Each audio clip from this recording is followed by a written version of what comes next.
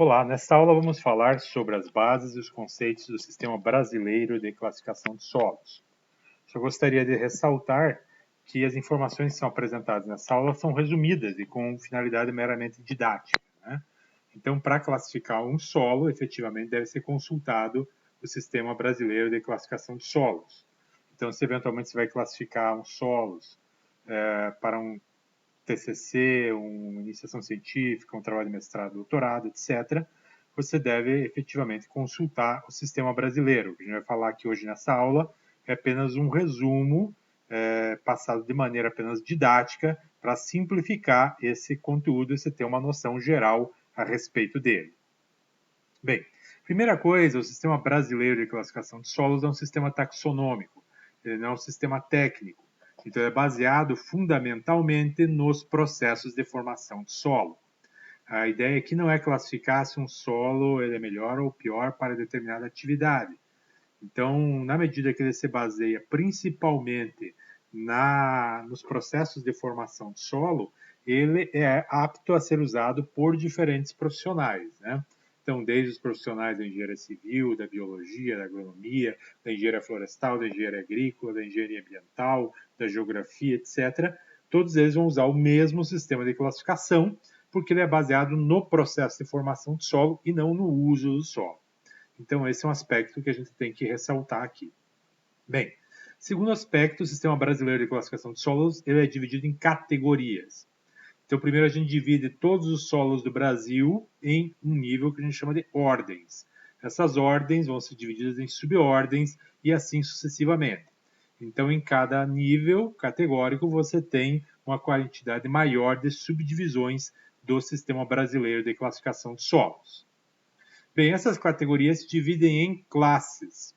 Então, por exemplo, a primeira categoria são as ordens. Então, no Sistema Brasileiro de Classificação de Solos atualmente, a gente vai dividir os solos do Brasil em 13 ordens. Então, cada uma dessas ordens são as classes do sistema no primeiro nível categórico. Então, aqui dá uma ideia geral, graficamente, disso. Então, o CIBICS, é o Sistema Brasileiro de Classificação de Solos, ele tenta classificar todos os solos existentes no território brasileiro. Note que ele não tem a preocupação em classificar solos que não estão no território brasileiro. Bem, então, no primeiro nível, ele vai dividir em ordens, no segundo nível, vai dividir em subordens, e depois vai dividir em grandes grupos, subgrupos, e assim sucessivamente. Então, à medida que você tem uma divisão maior, você vai ter, digamos assim, grupos que são cada vez mais homogêneos, mas não quer dizer que sejam iguais. Então, quando a gente pega, por exemplo, a classe Chernossolos, eu não estou dizendo que todos os Chernossolos são iguais. São solos mais parecidos entre si. Bem, então os solos em cada classe são separados de acordo com características diferenciais. Se a gente fosse classificar, por exemplo, carros, eu poderia classificar eles de acordo com o tamanho deles, o peso, a potência do carro, a cor deles, enfim, vários aspectos eu poderia estar classificando carros. Da mesma maneira, vão se classificar os solos, então eu tenho que classificar eles de acordo com características diferenciais, como a ocorrência de horizontes, a profundidade desses solos, a questão das cores deles, etc. Então, são características que são importantes para diferenciar um solo de outro. Bem, no sistema brasileiro de classificação de solos, essas características diferenciais são chamadas de horizontes diagnósticos e atributos diagnósticos, que é o que a gente vai trabalhar nesta aula. Os atributos diagnósticos e os horizontes diagnósticos, após identificados em um determinado solo, permite então que a gente entre na chave de classificação de solos e classifique esses solos em classes, ou seja, separe as diferentes classes de solos. Mas é claro que antes de entrar na chave de classificação, assim como existem chaves de classificação de animais, de plantas, insetos, etc., também existem chaves de classificação de solos. Só que antes de entrar nessa chave de classificação de solos, eu preciso primeiro definir os atributos diagnósticos e os horizontes diagnósticos que estão relacionados àquela chave de classificação. Assim como, por exemplo, se eu quiser classificar um inseto, primeiro eu preciso identificar os tipos de asas, de antenas, de pernas que tem esses insetos. Bem, essa aqui é a lista total dos atributos diagnósticos que tem no Sistema Brasileiro de Classificação de Solos. A gente não vai falar sobre todas elas nessa aula, vamos falar apenas sobre aquelas que são mais relevantes para a classificação de solos nos dois primeiros níveis categóricos, ou seja, ordem e subordem. Mas se você entrar lá no livro do Sistema Brasileiro, você tem toda a descrição de cada uma desses atributos diagnósticos. Inclusive, o livro do Sistema Brasileiro de Classificação de Solos, ele está disponível gratuitamente para acesso lá no site da Embrapa. Bem, também tem esses outros atributos, a gente também vai ver apenas alguns deles aqui nessa aula. Os horizontes diagnósticos superficiais, ou seja, os nomes dados aos horizontes superficiais, ou seja, A, O ou H. Então, aqui, desde o horizonte ístico, o A chernozêmico, o A proeminente, o A úmico, o A antrópico, o A fraco e o A moderado. E os horizontes diagnósticos subsuperficiais, que seriam, então, os nomes especiais dados a alguns horizontes subsuperficiais. Então, aí, horizonte B, horizonte E, horizonte F, horizonte C, eles podem receber alguns nomes especiais, que são daí atribuídos aqui na classificação. A gente também não vai ver todos eles nessa aula, mas vamos ver os mais importantes para a classificação a nível de ordem e subordem no Sistema Brasileiro de Classificação de Solos. A descrição detalhada deles também está lá no livro do Sistema Brasileiro de Classificação de Solos. Bem, o Sistema Brasileiro de Classificação de Solos, então, como já comentado, ele é multicategórico. Ele apresenta 6 níveis categóricos. Então, esses níveis são ordem, subordem, grande grupo, subgrupo, família e série. Então, inicialmente, são divididos todos os solos do Brasil em ordens. Essas ordens são divididas em subordens, as subordens em grandes grupos, em subgrupos e assim sucessivamente. Bem, então vamos falar do primeiro nível, que são as ordens. Atualmente, a gente tem no Sistema Brasileiro de Classificação de Solos 13 ordens. Bem, essas 13 ordens, elas vão ser separadas de acordo com atributos, horizontes diagnósticos ou propriedades que preferencialmente sejam passíveis de ser identificadas a campo e que mostrem principalmente qual é o processo que atuou na formação do solo. Então, na verdade, ao criar as ordens, as pessoas que, digamos assim, redigiram o Sistema Brasileiro de Classificação de Solos estavam principalmente preocupadas em encontrar, digamos assim, pistas, digamos assim, que identificassem os principais processos que atuaram na formação de solos. Então, a ideia do nível de ordem é, primeiro, que seja um nível cuja identificação seja prioritariamente a nível de campo, ou seja, observando o perfil de solo no campo, eu consiga identificar com um grau de certeza bastante elevado a ordem. E segundo, que esses aspectos que eu estou identificando no campo estejam muito relacionados aos processos de formação de solo, como gleisação, latolização, ferralitização, melanização, paludização, etc. Ou seja, que esses aspectos que nós estamos identificando no perfil de solo estejam diretamente relacionados à predominância de algum processo de formação de solo, ou, no caso dos neossolos, a ausência deles. Bem, essas aqui, então, são as classes do primeiro nível. Então, temos ali organossolos, neossolos, vertissolos, espodissolos, gleissolos, lapsolos, chernossolos, cambissolos, plintossolos, lubissolos, nitossolos e argissolos. Bem, essas letras que estão entre parênteses ali são as letras que vão estar explicitadas nos mapas de solos.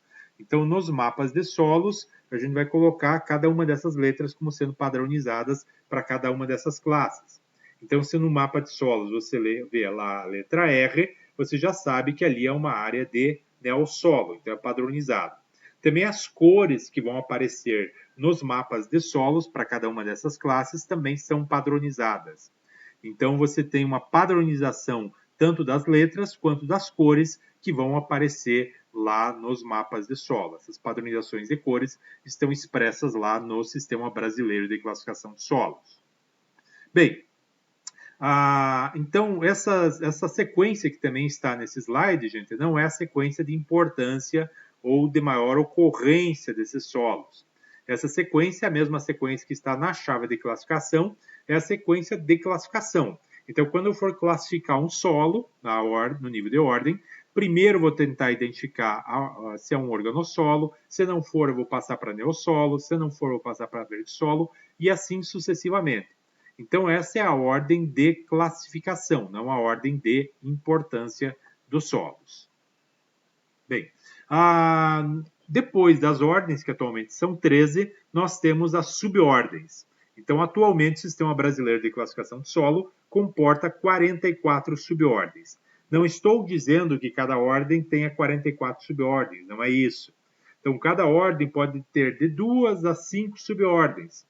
Então, algumas ordens têm menos subordens, outras têm mais. Na soma delas todas, vai dar 44 subordens atualmente. Neossolo litólico é um exemplo de subordem. Então, sempre, quando a gente for referenciar numa legenda de mapa, tanto o nome da ordem quanto a subordem vão aparecer todos em caixa alta, ou seja, tudo em letra maiúscula. Então, o neossolo litólico é uma das 44 subordens, tá certo? Depois, as subordens vão ser divididas em grandes grupos. Então, no Sistema Brasileiro de Classificação de Solos, atualmente, há 192 grandes grupos. Então, há primeiro uma divisão em ordens, depois em subordens, depois em subgrupos. Neossolo litólico distrófico é um exemplo de um dos 192 subgrupos. Notem que a redação de ordem e subordem é sempre em caixa alta, e quando chega em subgrupo, apenas a inicial maiúscula na legenda do mapa. Depois, esses 192 grandes grupos vão ser divididos em 938 subgrupos atualmente. É bem provável que a próxima edição do Sistema Brasileiro de Classificação de Solos já tenha um número maior de subgrupos, porque à medida que se aumenta o conhecimento a respeito dos solos, a gente pode ir aumentando também a quantidade de divisões, principalmente nos níveis mais inferiores do sistema, como os grandes grupos e os subgrupos. Os níveis de ordem e subordem tendem a se manter mais ou menos estáveis ao longo de cada edição do sistema. Porém, os níveis mais baixos vai aumentando progressivamente a quantidade de classes em função do aumento, da melhoria do conhecimento dos solos no país. Então, o neossolo litólico distrófico típico é um dos 938 subgrupos do sistema. Note que neossolo litólico são escritos em caixa alta, distrófico apenas com a inicial maiúscula e o subgrupo típico com todas as letras em minúscula. Né? Isso na legenda do mapa. Bem, depois é esperado que esses subgrupos se dividam em famílias. Atualmente, no sistema brasileiro, não há a indicação ainda das famílias. Isso é algo que apenas existem elementos lá no sistema que indicam qual poderiam ser as futuras famílias. Não há ainda um sistema organizado nesse sentido. E futuramente espera-se que se divida também em séries. É claro que o nosso sistema brasileiro de classificação de solos ainda está em crescimento, está ainda em evolução. Um dia a gente espera que chegue também ao nível de séries. Nos Estados Unidos, por exemplo, é classificado até o nível de séries. Lá há mais de 12 mil séries classificadas. Bem, alguns conceitos agora sobre os horizontes diagnósticos superficiais. Lembra que nós falamos anteriormente que antes de entrar na chave de classificação de solos, precisamos então primeiro definir os horizontes diagnósticos superficiais, os atributos diagnósticos e os horizontes diagnósticos subsuperficiais. Vamos começar então falando sobre os horizontes diagnósticos superficiais. Primeiro deles é o horizonte ístico. O horizonte ístico é aplicado apenas para horizonte O ou H. Então, primeira coisa, claro que a gente está falando de maneira simplificada aqui, todas essas definições estão apresentadas de maneira mais detalhada lá no Sistema Brasileiro de Classificação de Solos. Então, lembrem que a gente está apenas apresentando de maneira simplificada aqui, tá certo? Então, tem que ter um horizonte O ou H, primeira coisa para ter um horizonte ístico, tem que ter carbono com teor maior que 80 gramas por quilograma. E, além disso, tem que ter uma espessura mínima de 40 centímetros se for constituído de restos de folhas, galhos e raízes ainda pouco decompostos, ou 20 centímetros, ou 10 centímetros se estiver diretamente assentado sobre a rocha. Então tem que ter o teor mínimo de carbono e tem que ter a espessura mínima para ser enquadrado como horizonte ístico. O A chernozêmico é um horizonte que, digamos assim, tem boas condições físicas e químicas. Então ele tem um horizonte A espesso, ele tem estrutura moderada ou forte, então o grau de estrutura dele. O valor e o croma são menores que 3, indicando que é um horizonte A escuro. O carbono ele é maior que 6 gramas por quilograma, mas obviamente tem que ser menor que 80, senão já seria um horizonte OH. E a saturação de bases maior ou igual a 65%. Então, o A chernozêmico é um horizonte A, em geral, com boas condições físicas e químicas. Digamos assim que o único defeito dele, na verdade, é que ele não ocorre muito no Brasil.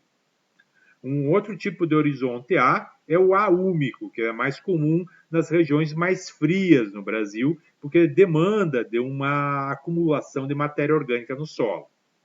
Então, o primeiro aspecto, ele tem que ter uma saturação por bases menor que 65%, ao contrário do A chernozêmico, que era maior. Tem que ter valores e cromas menores que 4, indicando que ele é escuro. E também ele tem que ter uma espessura do A versus o carbono do horizonte A maior que 600 mais o teor de argila no A. Então, essa expressão indicada ali no item C aqui, ela tenta, digamos assim, expressar uma definição do A úmico, que seria um horizonte A que apresenta elevada espessura e ou teor de carbono. Tá? O A proeminente também ele é mais comum em regiões onde permite a maior acumulação de matéria orgânica. Ele é semelhante ao A chernozêmico em todos os aspectos do A chernozêmico, exceto no fato de que a saturação de bases é menor que 65%. Então ele tem que ter os mesmos requisitos do A chernozêmico, exceto a saturação de base. E também ele não se enquadra no A úmico. O A úmico tem precedência taxonômica, ou seja, de classificação, em relação ao A proeminente. Então, se o horizonte A se enquadra em A úmico e A proeminente, ele ficará como sendo A úmico. A fraco. Como o próprio nome já diz, é um horizonte A que tem, digamos assim, menos carbono, menos cor, cor menos escura, menos matéria orgânica. Então, vamos ver quais são os requisitos para se enquadrar em A fraco. Primeiro, o valor tem que ser maior que 4, ou seja, indicando que é um horizonte A com cores claras. E a estrutura em grão simples ou maciça ou com grau fraco. E o carbono tem que ser menor que 6 gramas por quilograma. Notem que o A fraco ele é um horizonte A no qual todos os itens ali têm que se enquadrar A, B e C. Mas caso ele não se enquadre nos itens A, B e C concomitantemente, se ele se enquadrar apenas ali no item D, ele também é considerado A fraco, ou seja, um horizonte A que tem a espessura menor que 5 centímetros. Então, daí também seria considerado um horizonte A fraco. Bem, e se ele não se enquadrar nem em horizonte ístico, nem em A chernozêmico, nem em A úmico, nem em A proeminente, nem em A fraco, existe o A moderado.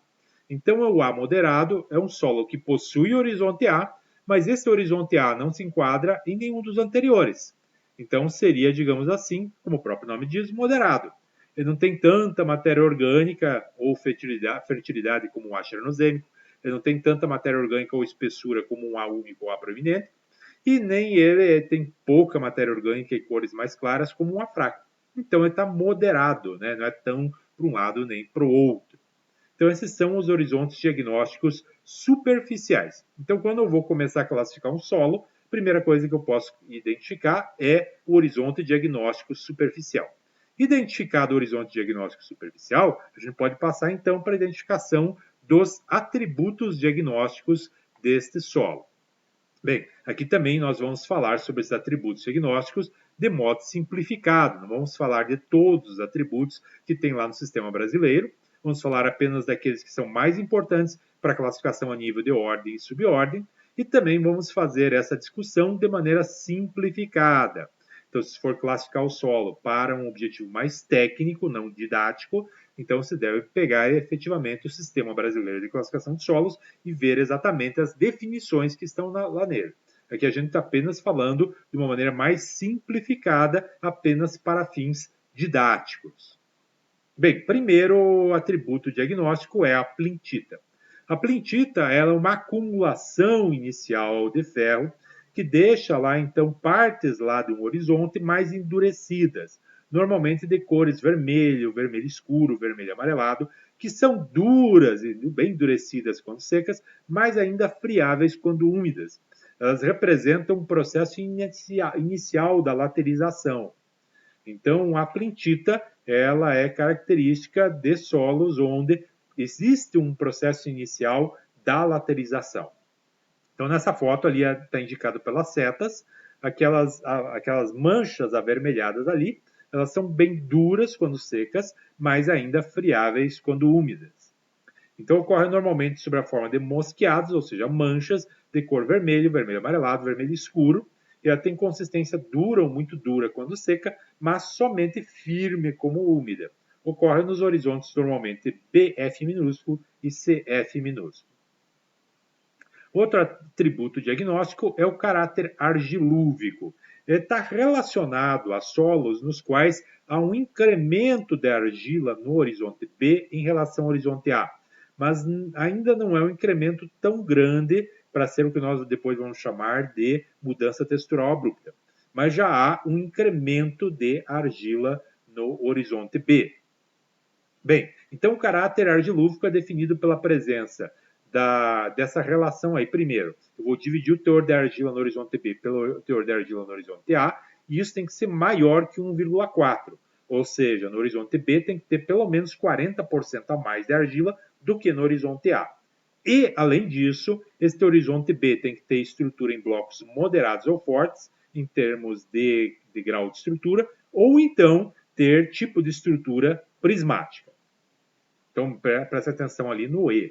Então, na classificação, gente, é bem importante o E, o OU, que são aspectos importantes para você estar observando sempre ali, quando é E, quando é OU, na classificação. Preste bastante atenção nisso. Bem, já a mudança textural abrupta seria, digamos, um incremento bem maior da argila no solo. Então, onde eu tenho um horizonte A ou E com bem pouca argila e um horizonte B com o teor de argila bem acima disso. Então, vamos ver os critérios para enquadramento em mudança textural abrupta. Primeiro, se o teor de argila no último A ou E for menor que 200 gramas por quilograma, ou seja, menor que 20%, o B imediatamente abaixo deverá ter pelo menos o dobro da argila. Então, vamos supor lá que eu tenho um horizonte E com 15% de argila, ou 150 gramas por quilograma. O B logo abaixo deverá ter pelo menos o dobro, ou seja, pelo menos 300 gramas por quilograma, ou seja, 30% de argila. Ou então, se o último A ou E tiver teor de argila maior que 200, então o B imediatamente abaixo deverá ter 200 a mais. Por exemplo, se a gente tiver lá um horizonte E ou A sobre o horizonte B, que tenha lá, digamos, 400 gramas por quilograma de argila, o B logo abaixo deverá ter pelo menos 200 a mais, ou seja, 400 mais 200, pelo menos 600 gramas por quilograma de argila. Eutrófico e distrófico. Então, esse atributo diagnóstico, em geral, nós observamos ele no horizonte B do solo, ou C na ausência desse, ou A, ou O, ou H, quando se aplicar. Então, ele é utilizado se a saturação de bases for maior que 50%, nós dizemos que o solo é eutrófico. Se for menor que 50%, nós dizemos que o solo é distrófico. Caráter alumínico. Então, o caráter alumínico ele vai indicar, normalmente aplicado ao horizonte B, um horizonte B que tem alumínio trocável maior que 4 centimol de carga por quilograma e saturação por alumínio maior que 50% e ou saturação por bases menor que 50%. Então, indica normalmente solos de menor fertilidade química natural. O caráter sódico está relacionado com solos com porcentagem de sódio trocável maior que 15%. Lembrando que sódio não é nutriente para os vegetais e que elevadas concentrações de sódio tanto prejudicam aspectos químicos do solo quanto também aspectos físicos do solo. Então, não é um aspecto interessante de se encontrar no sódio. Aqui, por exemplo, nessa foto, a gente tem a presença de saturação de sódio em uma área de manguezal, que é muito comum nessas áreas nós encontrarmos saturações de sódio elevadas, porque a água do mar tem bastante sódio. Caráter sálico, ele indica a condutividade elétrica do extrato de saturação maior que 7 decisiemens por metro. Então, onde a salinidade já é bastante elevada no solo, prejudicando muito o crescimento da maior parte das espécies vegetais que não sejam adaptadas a essa condição de salinidade. Caráter carbonático está relacionado com concentrações de carbonato elevada no solo. Então, concentrações de carbonato de cálcio maiores que 150 gramas por quilograma. Em geral, associado a solos com pH acima de 7 e também, normalmente, não sempre, mas normalmente, em condições de climas mais secos também. Bem, a atividade da argila, ela está indicando, se ela for maior que 27 centimol de carga por quilograma, solos com argila de atividade alta, onde normalmente predominam minerais com alta CTC, como, por exemplo, os argilominerais 2:1. Já se a atividade da argila for menor que 27 centimol de carga por quilograma, nós indicamos que o solo tem argila de atividade baixa, o TB, que é a maior parte dos solos brasileiros, né? Onde predominam minerais com menor CTC, como os argilominerais 1:1 e os oxidróxidos de ferro, de alumínio. Bem, caráter crômico está relacionado com solos que apresentam um horizonte B, é aplicado apenas para o horizonte B, com cores mais intensas, com valor e cromas altos.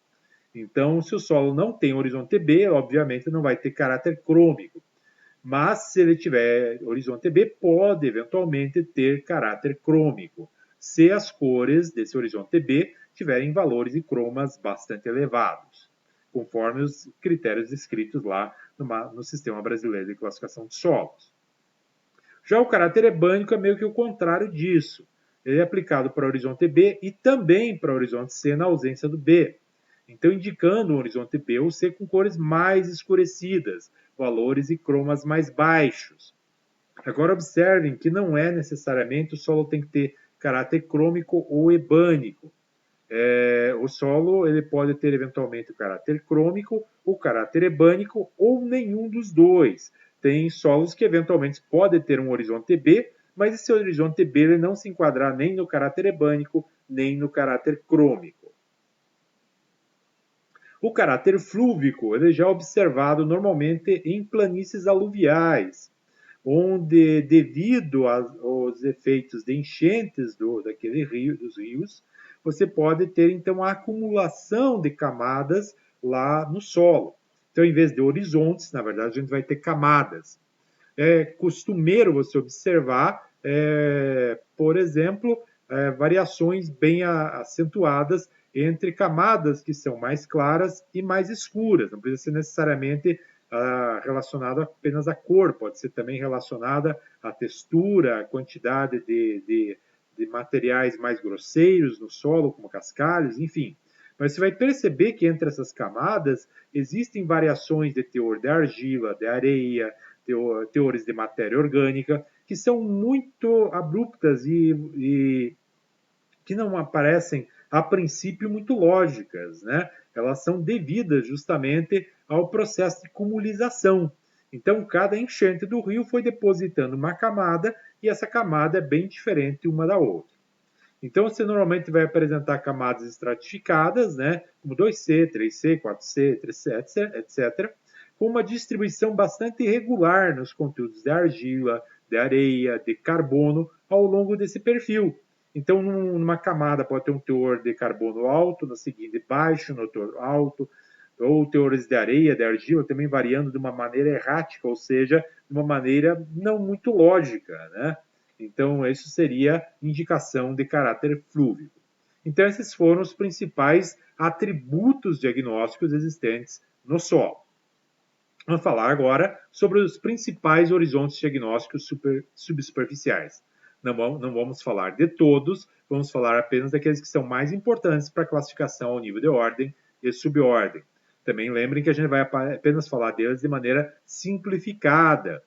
Então, às vezes, algumas definições que nós vamos falar aqui são bem curtinhas, mas se vocês pegarem lá no Sistema Brasileiro de Classificação de Solos, às vezes são 2, 3, 4 páginas que a gente está passando aqui de maneira bem simples, apenas de modo didático. Se você quer efetivamente classificar um solo para fins técnicos, para fins científicos, você tem que ir lá no Sistema Brasileiro de Classificação de Solos. Então, lembre que a gente está apenas passando aqui uma definição apenas simplificada, didática, para você ter uma noção geral a respeito do Sistema Brasileiro de Classificação de Solos. Vamos fazer uma descrição aqui desses horizontes diagnósticos, não pela sequência que está lá no Sistema Brasileiro, mas por uma sequência, digamos assim, mais didática. Ou seja, apresentando primeiro aqueles que têm precedência taxonômica em relação àqueles que não têm, tá certo? Então, vocês vão observar que a sequência que eu estou apresentando aqui não é a mesma que está apresentada lá no livro do Sistema Brasileiro. Vamos falar primeiro do base-pódico. O base-pódico está muito relacionado ao processo de formação denominado de podzolização.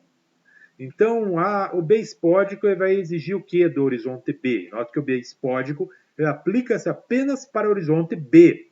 Se você pega um solo que não tem horizonte B, eu já posso de cara eliminar o base-pódico.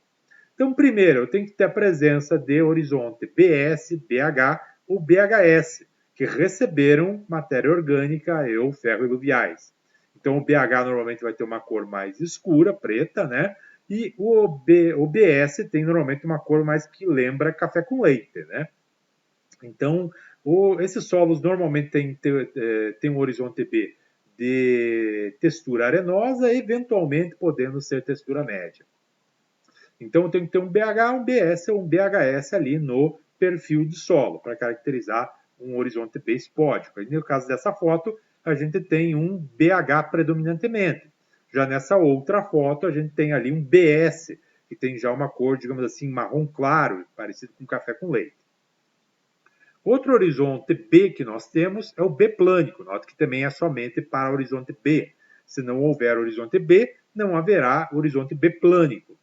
Então, é o horizonte B primeiro, com mudança textural abrupta, que a gente acabou de falar sobre ela.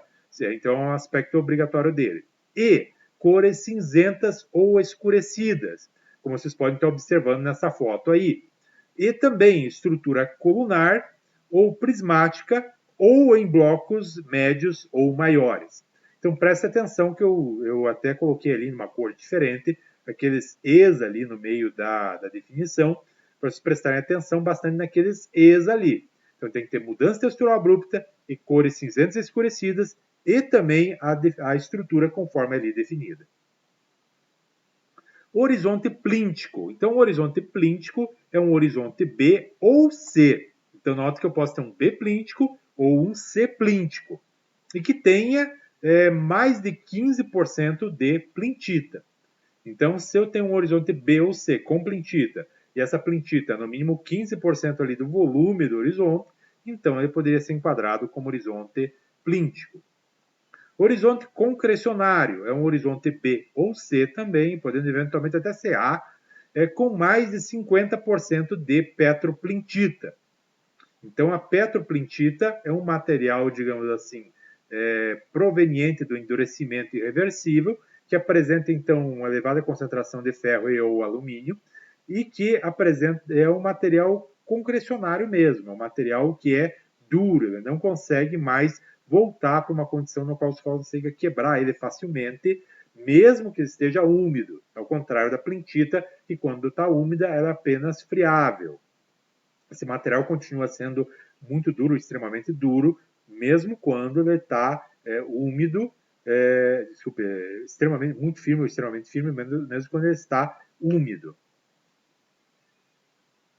Então, é um horizonte que apresenta então, mais de 50% de petroplintita, como é o caso dessa foto aí, quando a gente tem um horizonte BCzinho, que apresenta um grande volume dele ocupado pela petroplintita. Já o horizonte litoplíntico seria um horizonte F, né? Então, já uma petroplintita contínua, né? Com espessura mínima de 10 centímetros. Então, se eu tiver um horizonte F com espessura mínima de 10 centímetros, nós vamos enquadrar ele, então, como litoplíntico. Então, o horizonte litoplíntico, o horizonte concrecionário e o horizonte plíntico estão os três relacionados com o processo de laterização do solo, ou seja, acumulação de ferro em algum horizonte do solo que faz com que ele acabe ficando muito endurecido. Esse endurecimento contínuo, no caso do litoplíntico, ou descontínuo, no caso do horizonte concrecionário e do horizonte plíntico.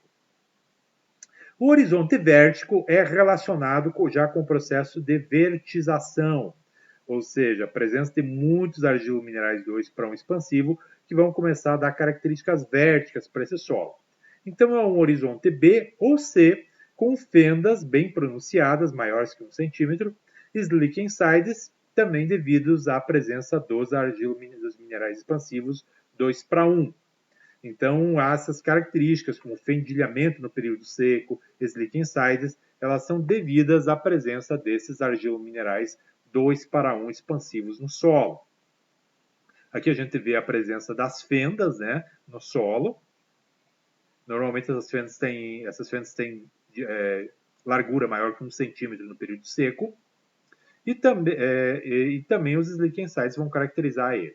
Bem, o horizonte Gley é um horizonte B ou C com cores acinzentadas, devido a esse ambiente mal drenado, mas que não se enquadra em B plânico, ou seja, ele não vai ter aquela mudança textural abrupta e aquela estrutura pronunciada do horizonte B plânico. Então, se um horizonte se enquadra em Gley e B plânico, quem vai ter preferência vai ser o horizonte B plânico. Porque lembre que também o B plânico apresenta cores lá acinzentadas. O B textural é um horizonte B, no qual a gente vai ter expressiva acumulação de argila, que não se enquadra em B plânico, espódico ou plíntico, pois esses horizontes, o B plânico, espódico ou plíntico, eles têm precedência taxonômica, ou seja, eles têm precedência na classificação em relação ao B textural. O B latossólico é um horizonte B que apresenta-se intensamente alterado em relação ao material de origem. Então, é um solo onde praticamente não há quase argilominerais 2 para 1 e onde você vai encontrar predominantemente argilominerais 1 para 1, como a caulinita, e oxidróxidos de ferro, de alumínio, de manganês, etc. Então, é um solo mais intemperizado, mais velho. O que vai caracterizar ele, basicamente, é se enquadrar em todos esses itens aqui. A estrutura é granular ou em blocos subangulares fracos ou moderados. A espessura desse horizonte B é maior que 50 centímetros. A textura não é areia ou areia franca. Então, não existe B latossólico arenoso. Assim como não vai existir latossolo arenoso. A relação KI ela tem que ser menor que 2,2. O KI é um índice de intemperização. Então, quanto menor o KI, mais intemperizado é o solo. Então, para um B latossólico, esse índice KI tem que ser menor que 2,2. A atividade da argila deve ser menor que 17 centimol de carga por quilograma, porque é um solo no qual você tem justamente predominância de minerais com baixa CTC. E a serosidade é ausente ou, no máximo, fraca ou pouca. Fraca e pouca. Já o benítico é um solo que vai ter uma serosidade bem mais acentuada. Então, ele tem que ter uma serosidade no mínimo moderada e comum, é o aspecto obrigatório do benítico. E também ele vai ter que ter textura argilosa ou muito argilosa, estrutura em blocos ou prismática, e ele tem que ser de argila de atividade baixa ou argila de atividade alta e alumínio. Então, ele tem que se enquadrar nesses 4 itens, A, B, C e D, para se enquadrar em benítico. O horizonte cálcico é um horizonte B ou C com carbonato de cálcio maior ou igual a 150 gramas por quilograma. O horizonte sulfúrico é um horizonte B ou C com pH em água menor que 3,5, caracterizando daí a condição de excessiva acidez desse solo, normalmente associada ao processo de formação de solo denominado de sulfurização. Mas se o solo ainda tem um horizonte B ou C e não se enquadrou ainda em nenhum dos anteriores, calma que ainda tem mais duas possibilidades aqui. Primeiro é o bem incipiente. O bem incipiente é quando eu tenho um horizonte B e esse horizonte B não se enquadrou em nenhum dos anteriores. Mas não basta isso. Ele não pode ter textura areia ou areia franca e tem que ter no mínimo 10 centímetros de espessura. Pode ocorrer de ter um horizonte B e ele não se enquadrar em nenhum deles e nem no incipiente? Sim. Pode ter solos que têm um B, mas ele não se enquadra nem no horizonte B incipiente. E se ele não enquadrou em nenhum desses, pode ter ainda a situação dos solos que não possuem horizonte diagnóstico subsuperficial. É o caso desse aqui, por exemplo. É um solo que tem horizonte A, horizonte C, mas esse horizonte C não se enquadrou em nenhum dos horizontes diagnósticos anteriores.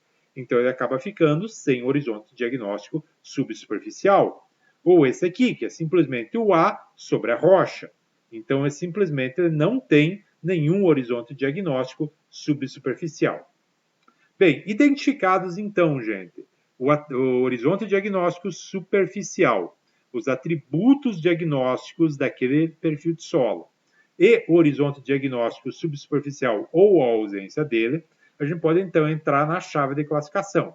Na chave de classificação, observe sempre a sequência na qual as ordens e as subordens são apresentadas para vocês nessa chave de classificação.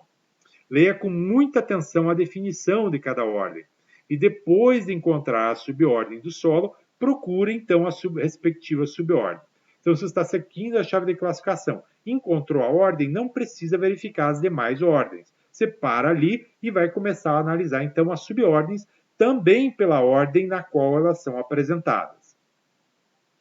Lembrando sempre, gente, que na chave de classificação das ordens, essa aqui é a sequência de classificação e não a sequência de importância.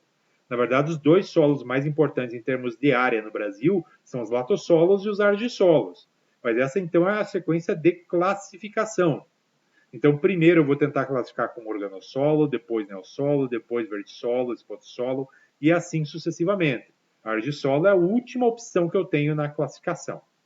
Então é isso que nós gostaríamos de falar para vocês sobre as bases do sistema brasileiro de classificação de solo.